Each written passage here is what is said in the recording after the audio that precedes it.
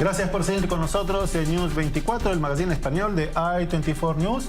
Y ahora tenemos una nota muy particular, un entrevistado que está con nosotros en el estudio, Shlomo Sergio Slutsky.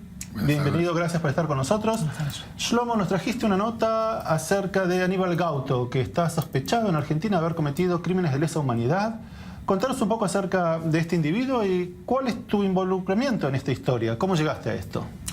Bueno, Aníbal Teodoro Gauto, que en este momento se encuentra acá en Israel como ciudadano israelí desde el año 2003, él fue en su momento, trabajó en inteligencia militar, como civil en inteligencia militar en el regimiento 601 en la Argentina, en la época de la dictadura, en la época que cada uno que digamos que marcaba, que lo marcaban a uno, eso significaba una sentencia de muerte. Y uno de esos muertos fue Samuel Leonardo Slutsky, un primo hermano de mi padre, y que fue asesinado, fue torturado y asesinado en La Cacha, un centro de detención clandestina en La Plata, en el cual del regimiento 601 mandaban gente y hacían horas extras, haciendo como grupos de tarea, o sea que salían a las calles a la noche y secuestraban personas y los traían a ese lugar como para torturarlos y después hacerlos desaparecer.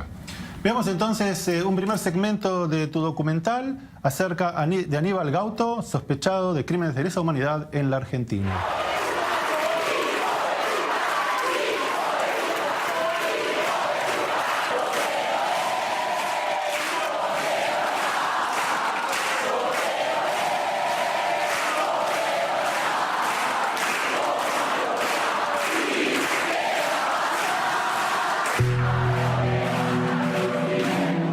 Siete civiles y policías debían haber llegado a juicio por secuestro, torturas, homicidio y sustracción de menores.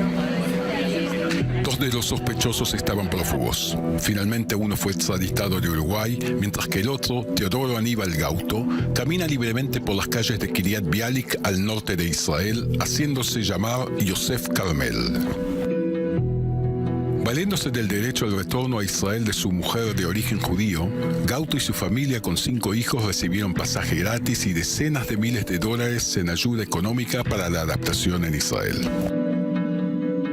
No sorprende, por lo tanto, las protestas de organizaciones de derechos humanos en Argentina, que se preguntan ¿cómo puede un nazi encontrar refugio en Israel?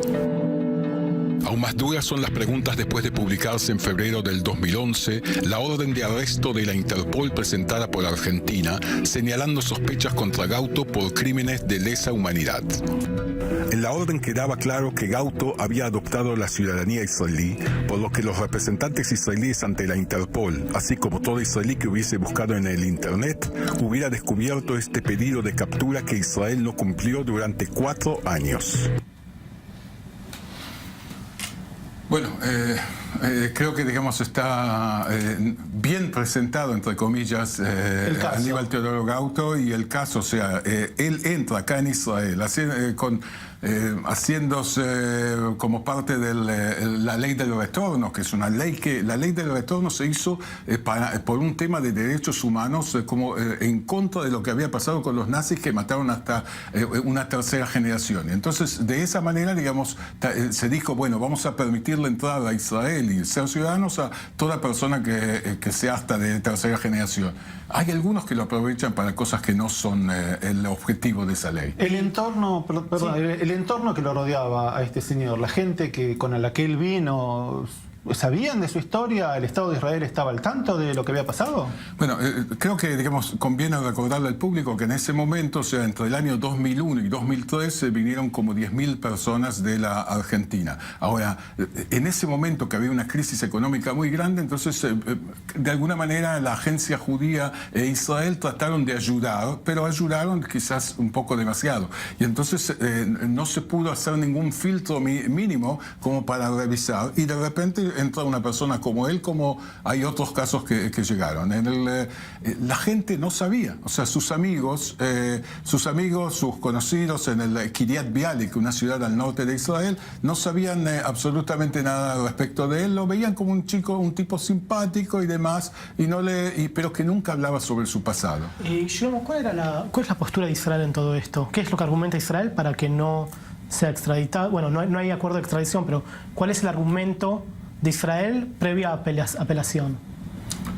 Bueno, en un primer momento se puede decir, o sea, cuando yo empecé a revisar esto, o sea, digamos, quizás que yo me enteré de todo esto porque de repente una persona que estaba ligado a la investigación de la muerte de mi primo, del primo hermano de mi padre, entonces me llama y me dice, pero yo no puedo creer que haya, yo digo, ¿qué no puedes creer? Yo digo, no puedo creer de que haya una persona que sea, digamos, está sospechoso de crímenes de lesa humanidad, que es un sospechoso de ser cómplice de la muerte de tu primo hermano y que, digamos, que él esté viviendo en Israel como ciudadano, recibiendo todo tipo de beneficios y demás.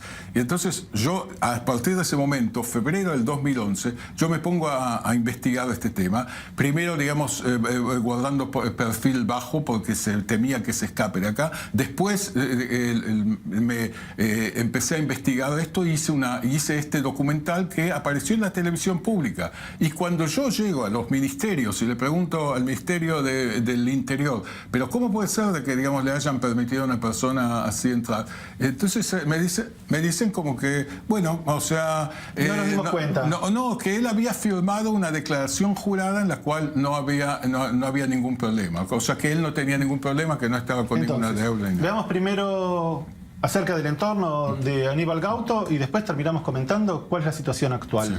Y Aníbal Gauto, ¿cómo lo conocieron? Mi hija se hizo amiga de la nena más chiquita de la familia Gauto y a través de ellos nos conocimos con la familia. Tipo agradable, divertido, cuenta chistes, te divierte escucharlo. Es agradable sentarse con él a charlar. Bueno, yo sí era muy, muy amiga de Silvia. Me hice no enseguida, muchos años después. Me encantaba Aníbal, me caía muy bien toda la familia. ¿Qué sabías del pasado de ellos? Absolutamente nada. O sea, hablábamos del pasado, de lo de Argentina, de nuestras historias, y era siempre hasta ahí. Nada profundo. Y de él nunca supe nada de su pasado. Nunca se hablaba del pasado. Entonces me daba sospecha.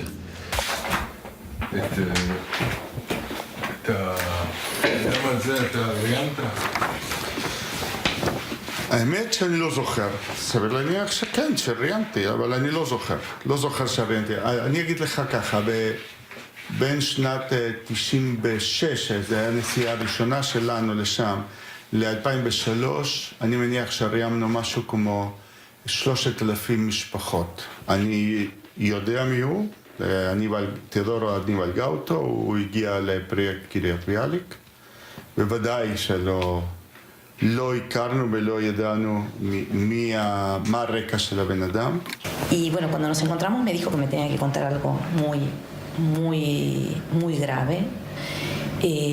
Me dijo que él estaba prófugo por la época de la dictadura, por crímenes de lesa humanidad y que él no había tenido nada que ver. Y claro, cuando me lo dijo, no lo podía creer. Digo, no está hablando de Aníbal.